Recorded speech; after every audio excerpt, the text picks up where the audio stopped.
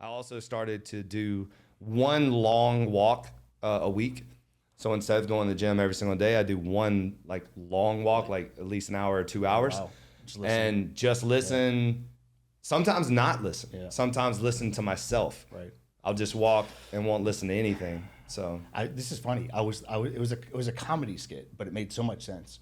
He was talking about mindfulness and how everyone's. You sent me that. Yeah, dude, it's so funny, but it's true. When we grew up, we didn't have to have mindfulness because we were mindful. We didn't have a computer and the internet in our pocket, so you just had moments where you would sit and you would think, and your brain would work and ideas come to you. They used to, I listen to a lot of like historians, and they talk about these like big time people throughout the Churchill, these kind of guys, where they would just sit in a chair like in the darkness for 45 minutes a day and just think and let wherever our ideas come from, whatever that source is.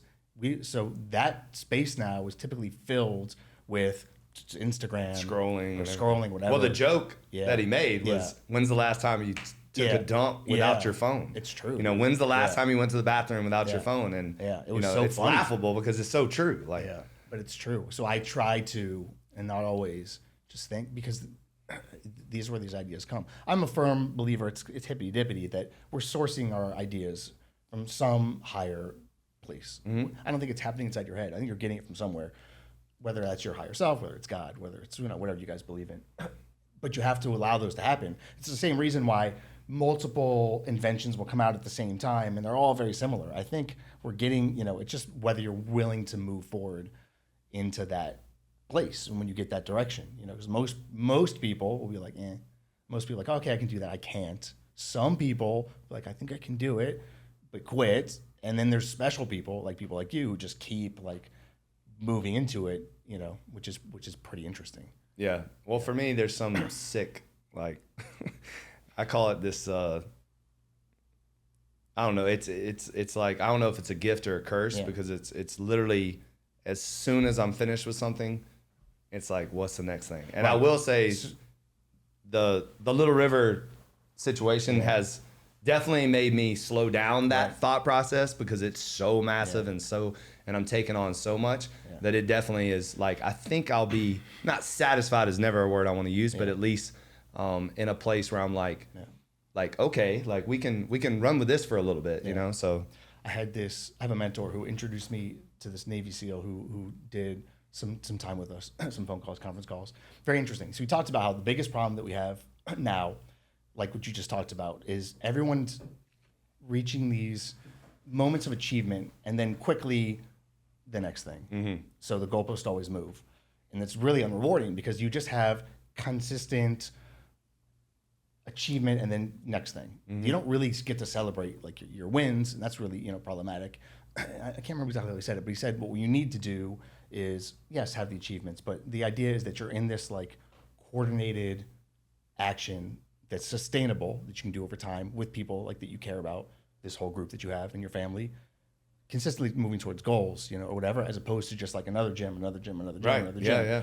That was a really interesting the way you said it. I thought about that a lot, because the truth is that you're right. Like the next thing, I wanted to see 100 patients a week. Great, now 200, now 300. Great, now 400, whatever. Like, when does that stop? How many gyms do you have to have before you're fulfilled? What's the end goal? Where's that coming from? It's so interesting to think about. I was watching Kevin Hart the other day. I was like, what is he? He just doesn't stop opening businesses. Right. Everything, it doesn't stop ever. Like, when does he stop? Yeah. What does he have to do when he can just like be like at peace? Or is that just how you have to be? Is his brain need that? It's such an interesting thing to think about. I definitely think there's something to be said about like and I would say what God has given us. Right. Is that, like, for me, I know for a fact, when you're put on this earth to do like great, extraordinary things, and then you feel like you still haven't really done that yet. Yep. So then you're always just pushing. Right.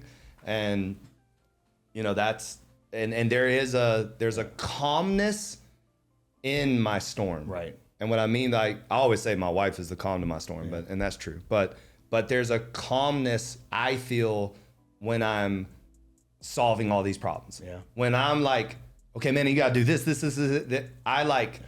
when I'm the calmest. When there's nothing going on, right, and everything looks great, that's when I'm a nervous wreck. So it's like, I love the pressure. I love building. I love serving. Like, I love when one of my staff has an issue, and it's tough because it's a human. Yeah.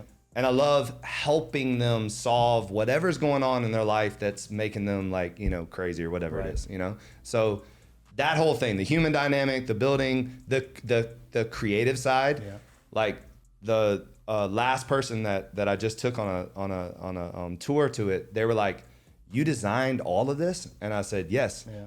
And they were like, how do you do that? And I was like, it's just in my head. Like, it's just like, I see it and then I do it. So it's, you always had this?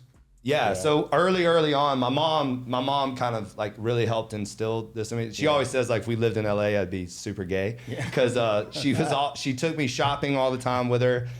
She was very into fashion. She was very into interior design. So she took me to go pick out the couch and pick out the mirror and whatever. And so she would help me. I mean, she would ask me to help design the house. Right. Like, what are we going to pick these drapes out or whatever? So I was doing that, like, even with the football. And so then football, I was always the guy that, like, cut the shirt off, wore the long sleeve, did one glove, you know, one wristband on the, like, I was always like, I was the first kid to come to school with the like overalls, you know, like just doing stuff like that, you know, like with like the one thing down, or like me and, you know, the only. Were you a Cavarici guy? Oh, what? Cavaricis? What the hell? No, Cavaricis are? No, what's that? You guys are too young. No. Well, we're the same, man. What's Cavaricis? There are those pants, like in the 90s or 80s. The like parachute pants? Pleated parachute pants or whatever? Parachute pants. We call them parachute pants, okay. So we did the parachute pants. We did the members only jackets. We did, I had Michael Jackson's jacket, the zipper jacket. Yeah. I would wear it to school. Yeah. Like the real zipper jacket. I think there's something to that. A lot of people I know who are high achievers are also into, something about fashion is interesting. The way it fits together, like as a puzzle, it's interesting. I buy half of Sadie's clothes. Like, I'll see stuff and I'm interested in it. It's I'm fascinated with women's fashion. Fascinated. I think it's the best. Women's fashion and women's photography. Like women are so lucky. They can look so much. Like, cooler. I love it. Yeah. Like, it's because it's like, it's just beautiful. Like to see, you know, the layers and all the stuff. So it's really cool. Yeah. Guys we're pretty basic. Yeah, we're. I buy all of her stuff. White t-shirt and jeans, and we're good. Yeah.